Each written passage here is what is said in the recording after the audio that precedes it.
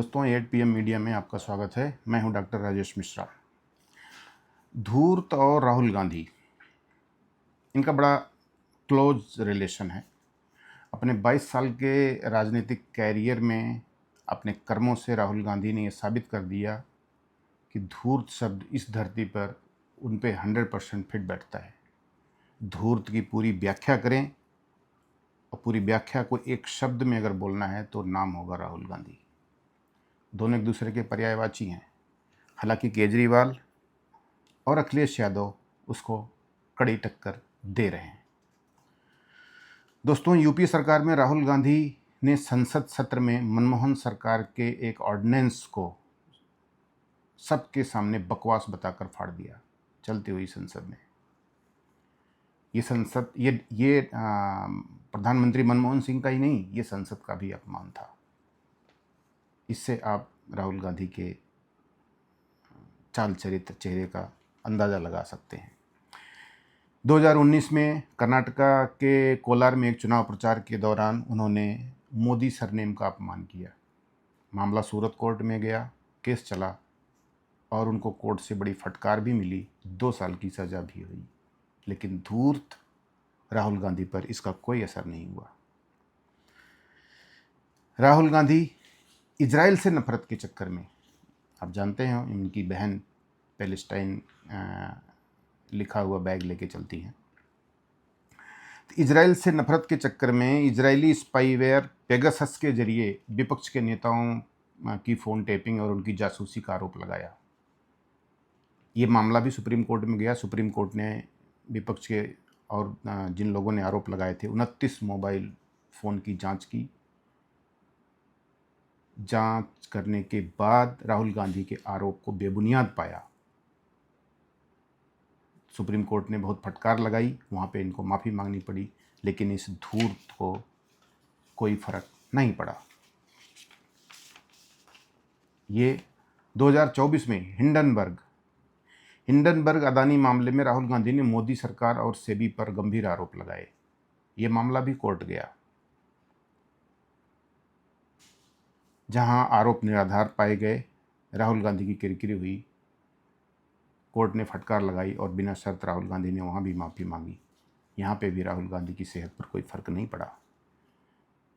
2019 के चुनाव के दौरान में राहुल गांधी ने राफेल डील पर मोदी सरकार पर घूस लेने का आरोप लगाया और चौकीदार चोर का नारा दिया। मामला कोर्ट गया। सुप्रीम कोर्ट ने 3 सदस्यों की एक जांच समिति बैठाई, पूरी जांच की। जांच में आरोप बकवास पाया गया, कोई आधार नहीं। इसके दिमाग में आया हमें आरोप लगाना है, इसको कोई फ़र्क नहीं पड़ता। अपनी खुद की सेहत का नहीं, कम से कम प्रधानमंत्री की सेहत का, देश की सेहत का, देश की इमेज का ख्याल रखना चाहिए। कोई ख्याल नहीं रखा। यहाँ पे भी राहुल गांधी ने माफ़ी मांगी कोर्ट से। इस निर्लज्ज और धूर्त को वहाँ पे भी कोई असर नहीं हुआ। 2014 में इसने आरएसएस पर आरोप लगाया, महात्मा गांधी की हत्या में शामिल होने का आरोप लगाया, षड्यंत्र रचने का आरोप लगाया। आरएसएस ने मानहानि का कोर्ट किया भिवंडी की एक अदालत में। अदालत ने जांच की, कोई साक्ष्य नहीं मिला, कोई सबूत नहीं मिला, मामला निराधार पाया गया। वहाँ पे भी इसने माफ़ी मांगी। विदेशों में देश का अपमान करने का इसने जैसे बीड़ा ही उठा रखा है। दिल्ली में एआई समिट थी। एआई समिट वर्ल्ड में पहली बार दिल्ली में हो रही थी। दिल्ली में एआई समिट थी। एआई समिट में इसने अपने लंपटों को भेजा, अपने पंटरों को भेज करके उसमें खलल डाला, उसमें विघ्न डाला। और एआई समिट को पूरे देश दुनिया के डेलीगेट्स वहाँ पे थे, सबके सामने देश को बदनाम करने को, प्रधानमंत्री को बदनाम करने का इसने काम किया। ये चाइना के इशारे पे किया। इसके परिवार ने चाइना के साथ ये एमओयू साइन कर रखा है। एआई समिट चाइना को खटक रही थी, उस चाइना के आँख में किरकिरी थी वो, इसलिए इसने ऐसा किया। संसद में मोदी जी के गले पड़ना, संसद में लोगों को आंख मारना, ऐसी छिछोरी हरकतें। जो लोग राहुल गांधी को वोट देते हैं वो भी शर्म से डूब रहे होंगे इसको देख करके, इनकी हरकतों से। राहुल गांधी की भाषा देखिए आप, किस तरह से भाषा बोलते हैं वो भारतीय संस्कृति और संस्कारों का से उसका कोई लेना देना नहीं है। वैसे भी इटली और भारत के संस्कारों में ज़मीन आसमान का अंतर है। आप सोनिया गांधी के संस्कार और भारत की संस्कार और संस्कृति में अंतर आप समझ सकते हैं।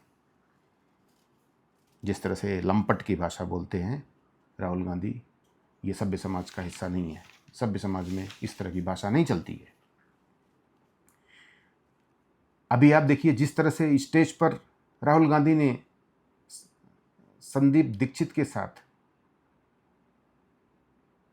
गले मिलने का नाटक किया, यह भारतीय परंपराओं का मजाक उड़ाना था। गले मिलने की परंपरा भारत की धरोहर है। रामायण में आपने भरत मिलाप अच्छी तरह से आप परिचित होंगे। भरत मिलाप से वो एक प्रकरण है जब भरत अपने भाई भगवान राम से मिलने के लिए जंगल में जाते हैं। इसका मंचन होता है हर साल। रामलीला में भरत मिलाप का मंचन होता है, अनवरत काल से होता है और आगे भी होता रहेगा। ये मजाक उड़ा रहा है गले मिलने का। अच्छा, उसमें भी इटली की राष्ट्रपति जॉर्जिया मेलोनी का जिस तरह से इसने अपमान किया, देश इसको कभी भूलेगा नहीं। ये सिर्फ भारत का अपमान नहीं है, ये हमारे प्रधानमंत्री का अपमान नहीं है, ये मैसेज पूरी दुनिया में गया है। इटली और भारत के साथ संपूर्ण स्त्री